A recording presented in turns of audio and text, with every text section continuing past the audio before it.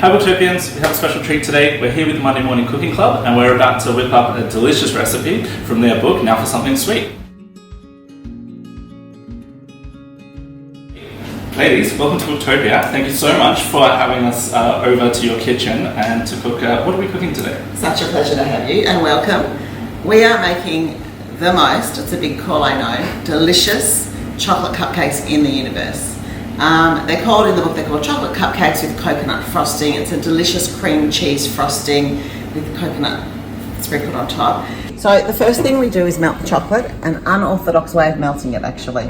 So it's just a matter of getting a quarter of a cup of boiling water and putting it over the chocolate and letting it sit for a few minutes. It's unorthodox, but it's very simple. That saves me from putting it in the microwave. It does. Which would be my go-to.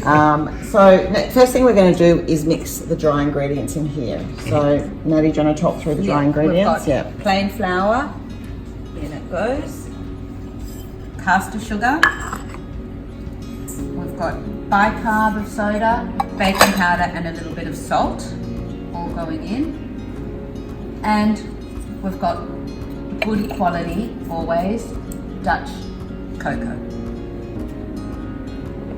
It's actually quite an unorthodox recipe when you think about how it's made, with the dry ingredients going in first. And then the recipe says just to get a whisk and whisk it. You could actually just do it, well, let's get a whisk and do it properly. Or you could just with a fork, if you don't have a whisk, mix it all together. So basically what you're doing is you're mixing up all your dry ingredients, then you're mixing up all your wet ingredients, pouring your wet ingredients into your dry ingredients. Simple. If you don't have a mix master, it's really easy just to do in a big bowl by hand. So as somebody who's really unfamiliar with the world of baking and making cakes, you mentioned that doing the dry ingredients first is unorthodox. What makes that an unorthodox approach? It's actually not unorthodox. No, I think it is actually, because I would say that most recipes for cakes start with creaming the butter and the sugar. Okay. And then you'll add the eggs and then you'll fold in the dry ingredients. That's standard, I think, for cakes. It's more of a muffin, following a muffin recipe where you've got your dry, your wet and you mix them together. And this recipe also doesn't have butter in it, so it's got oil and buttermilk, so it's also, that's the reason it's done this way. Okay. So dry ingredients, then in a jug we're going to combine the wet ingredients. So why Monday Morning Cooking Club? So we started 14 years ago together as a group, and we used to meet every Monday morning because that's how it started. Let's meet every week and start talking about creating these books, and the name stuck. Lovely. All right, so let's combine the liquid ingredients in the jug. We're going to put in the buttermilk, oil, and we're using a flavourless oil, so it's not olive oil. We're using grapeseed. Okay. But you could use any oil that you like other than olive, and 1 egg. And some vanilla. Am I allowed to do it straight in? Yeah, it's a quarter teaspoon vanilla, and we just eyeball it. Beautiful. I'm just going to mix that together. Okay, so now back to our chocolate, which has been sitting here for a few minutes, and it's all melted. Oh wow, look at that. And that's it. So we're just trying to mix it to make it a little bit smooth. And this is very unorthodox, the next step, which is what I like about this recipe. This mixture goes in there. Yeah.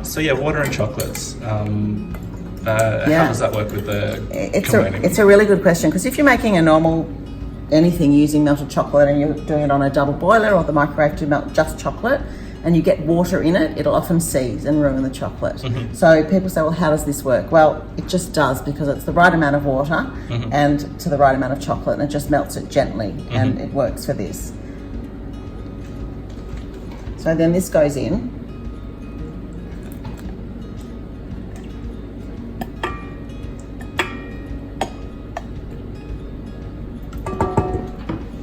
And then we're going to put this in slowly and we mix this around.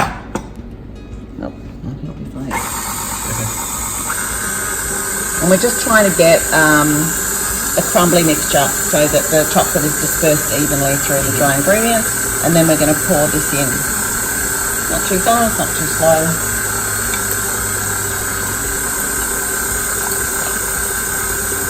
Ready to go? Go. And you can see what a simple cake this is. Yeah. Sorry, simple cake. I've just made a lovely batter. You can see it's shiny and smooth. I'm just going to scrape down the edges, which is something you've always got to do with these machines. If I wasn't being filmed, I would definitely lick my finger, but I know that. So I'll just... So what do we have here? Okay, so we have a 12-cup muffin tin. You don't have to have that. If you have patty pans, they work really well. We ran out of patty pans, so we improvised, and we've just got a square of baking paper, which we've cut out, and just press it in using a cup measure. It's actually really easy, and I think they look lovely. Yeah. Like that. Quite rustic. So now we're going to carefully spoon the mixture in. You've got a cookie scooper. What's that? Or an ice cream scooper? Is that what they're called? Yeah. Ice cream scoop. Yeah. That's quite good to use when you're... Okay. So you get an even amount for each one. But if you don't, we just use spoons. Just be careful with this recipe. I remember that one of the first times we made it, we didn't really read how many it made. So we filled the cupcakes up with batter to almost the top, and they just, like, there was just chocolate cake everywhere in the oven. Yeah. So you really need 2/3 full only. Okay. And it is a messy mixture, and you will get drips everywhere. But anyway, I think we start with like a good spoon, and we're just going to continue and put a good spoon's worth in each one, and then go back and even them up. Because once they're in, it's easier to work with. So what was the inspiration behind writing this particular book, Now for Something Sweet? We've written 3 cookbooks before this, which have savoury and sweet recipes. And because we collect recipes from our community and actually the global community, we have always received many more sweet recipes than savoury recipes. Yeah. So after we finished our first book way back in 2012, we were already talking about eventually just doing a sweet book because we knew we had so many extra recipes. there were so many things that we didn't know when we started, and you know, you look on the internet and it's not really, it doesn't really answer the questions that we had. Yep. And so we thought we need to create what we want, or what we would have loved to have had back in the day. And that's where it came from. Something that we wish someone had done for us back in the day. When you taste these cupcakes, you will see the texture is like nothing else.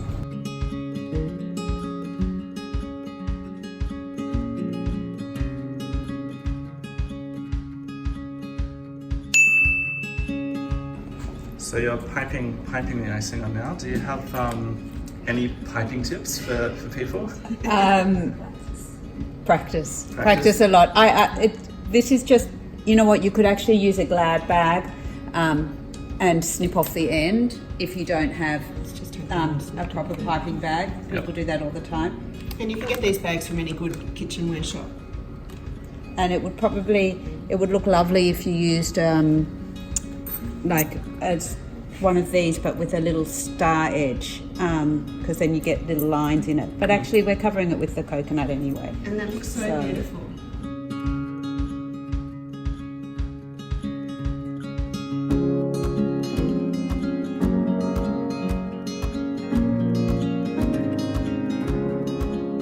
They look great. They are awesome. Incredible. Yum.